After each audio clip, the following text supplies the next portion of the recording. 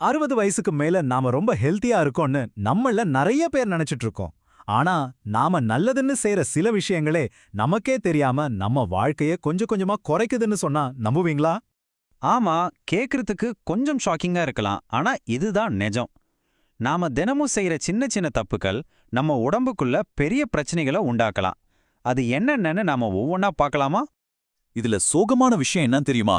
பாதிப்பு ரொம்ப அதிகமாகி சரி செய்யவே முடியாத நிலைமைக்கு போனதுக்கு அப்புறம்தான் நம்மள பலரும் இத கவனிக்கவே ஆரம்பிக்கிறோம்.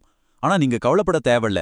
நாம இப்ப பார்க்க போற விஷயங்கள் அந்த நிலைமை வராம தடுக்கிறதுக்கு நிச்சயம் உங்களுக்கு உதவும். சரி, வாங்க தப்பு என்னன்னு பார்க்கலாம். நாற்காலியோட ஆபத்து. ஆமாங்க, நம்மளோட அமைதியான எதிரி வேற எங்கேயும் இல்ல, நம்ம வீட்ல இருக்கிற அந்த சேர் தான். இதை இன்னும் சிம்பிளா புரிஞ்சுக்க வாங்க. 64 வயசான லக்ஷ்மி பிரியா அவங்களோட கதையை கேட்கலாம். அவங்க ரொம்ப ஆக்டிவானவங்க. ஒரு நாள் கூட மிஸ் பண்ணாம வாக்கிங் போற பழக்கம் அவங்களுக்கு உண்டு. ஆனா கொஞ்ச நாளா அவங்களால தாங்கவே முடியாத அளவுக்கு இடுப்பு வலியும் கால் வலியும் வர ஆரம்பிச்சிருக்கு. டாக்டர்கிட்ட போனதுக்கு அப்புறம் தான் ஒரு ஆச்சரியமான விஷயம் தெரிய வந்துச்சு. பிரச்சனை அவங்க நடக்காததுல இல்ல, 1 மணி நேரம் வாக்கிங் போயிட்டு மத்த நாள் முழுக்க ஒரே இடத்துல உட்கார்ந்திருந்ததுல தான் இருந்திருக்கு. இதுதான் நம்மள பலரும் செய்யற முதல் ரொம்ப முக்கியமான தப்பு. யோசிச்சு பாருங்களேன், நீங்க வாக்கிங் போறது ரொம்ப நல்ல விஷயம்தான். ஆனா மீதி நேரம் முழுக்க ஒரே இடத்துல உட்கார்ந்திருந்தா உங்க தசைகள் எல்லாம் தூங்க ஆரம்பிச்சிடும். உங்க உடம்போட மெட்டபாலிசம் ஸ்லோ ஆகிடும். இடுப்பு கால் தசைகள் எல்லாம் பலவீனமாயிடும். இதோட விளைவு தான் மூட்டு வலி, முதுகு வலி, ஏன் திடீர்னு பேலன்ஸ் இல்லாம தடுக்கி விழுறதுக்கு கூட இதுதான் காரணம். அடுத்த 2 தவறுகள் நம்ம உடம்புக்கு ரொம்ப ரொம்ப முக்கியமான 2 விஷயங்கள பத்தினது.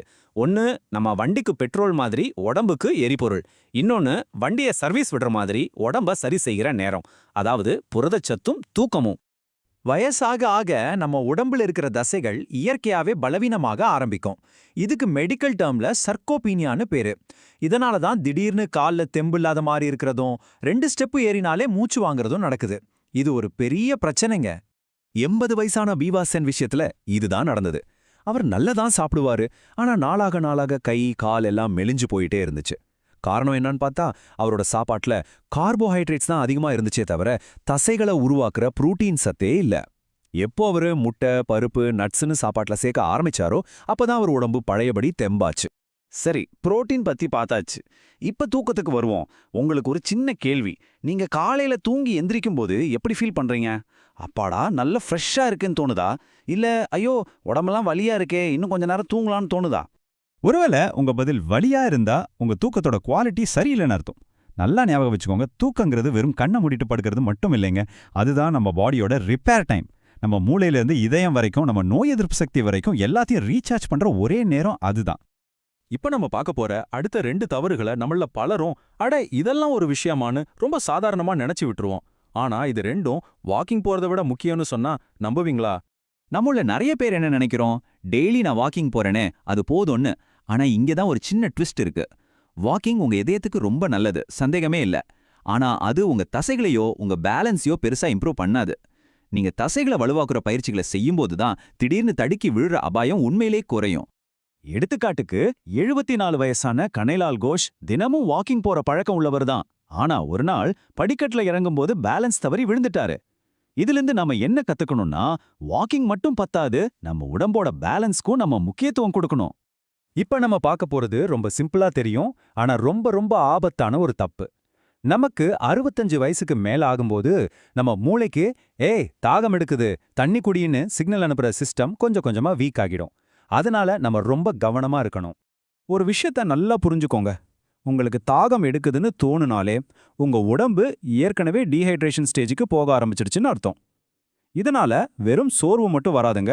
மூட்டு வலி, மலச்சிக்கல், கிட்னி பிரச்சனைகள், ஏன் திடீர்னு ஒரு மாதிரி மனக்குழப்பம் வர்றதுக்கு கூட இது காரணமா இருக்கலாம். சரி, நாம இவ்ளோ நேரம் பேசினதெல்லாம் ஓகே. இப்போ நீங்களே உங்களை டெஸ்ட் பண்ணி பார்க்க ரெடியா? ஒரு நிமிஷம்தான். வாங்க ஒரு சின்ன செல்ஃப் டெஸ்ட் பண்ணி பார்க்கலாம். முதல்ல நாற்காலி டெஸ்ட். கைகளை கட்டிக்கிட்டு எந்த சப்போர்ட்டும் இல்லாம ஒரு சேர்ல இருந்து எந்திரிச்சு பாருங்க. அடுத்து பேலன்ஸ் டெஸ்ட். ஒரு கால்ல 10 செகண்ட் ஆடாம நிக்க முடியுதான்னு பாருங்க. கடைசியா ஸ்கின் டெஸ்ட். உங்க கையோட பின்பக்கத்துல தோலை லேசா கிள்ளி விட்டா அது உடனே பழைய நிலைக்கு திரும்புதான்னு பாருங்க. இந்த டெஸ்ட் எல்லாம் உங்க மசில் ஸ்ட்ரென்த், பேலன்ஸ், அப்புறம் உடம்புல இருக்கிற நீர்ச்சத்தை பத்தி சிம்பிளா சொல்லிரும். இந்த டெஸ்ட்ல உங்களுக்கு ஏதாச்சும் ஒரு சின்ன குறை தெரிஞ்சாலும் கொஞ்சம் கூட கவலைப்படாதீங்க. ஏன்னா உங்க ஆரோக்கியம் உங்க கையில தான் இருக்கு. நாம இப்பவே ஆரம்பிக்கக்கூடிய சில ரொம்ப சிம்பிளான மாற்றங்களை பார்க்கலாம்.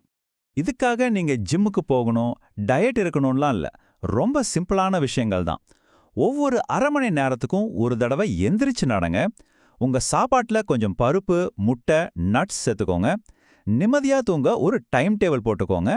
நின்னுகிட்டே செய்யற மாதிரி சின்ன சின்ன பேலன்ஸ் பயிற்சிகள் செய்யுங்க. கடைசியா தாகம் எடுக்கிற வரைக்கும் வெயிட் பண்ணாம அப்பப்போ தண்ணி குடிங்க. அவ்வளவுதாங்க. கடைசியா ஒண்ணு மட்டும் மனசுல வச்சுக்கோங்க. நம்ம கார்ல ஆயில் இல்லாம 1 கிலோமீட்டர் கூட ஓட்ட மாட்டோம் இல்லையா? ஆனா நம்ம கடைசி மூச்சு வரைக்கும் நம்ம கூட வரப்போற இந்த உடம்ப மட்டும் சரியா கவனிக்கிறோமா? நம்ம உடம்ப பாத்துக்கிறது ஒரு ஆடம்பரம் இல்லைங்க, அது நம்மளோட கடமை. இந்த மாற்றத்தை ஆரம்பிக்கிறதுக்கு வயசு ஒரு தடையே இல்ல. ஒன்னு இன்னைக்கே, ஏன் இந்த நிமிஷமே கூட ஆரம்பிக்கலாம். உங்க ஆரோக்கியம் உங்க கையில.